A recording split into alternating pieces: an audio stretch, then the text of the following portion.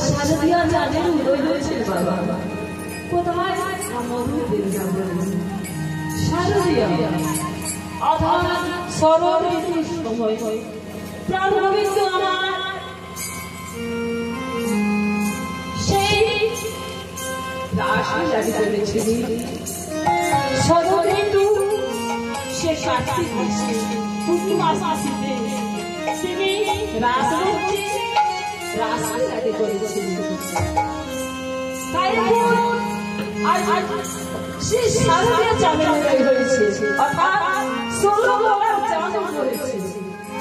16 গলার চাঁদ অর্থাৎ কৃষ্ণ অষ্টমী 8 গলা রাধাষ্টমী হলো 8 গলা 8 8 16 সেই 16 গলা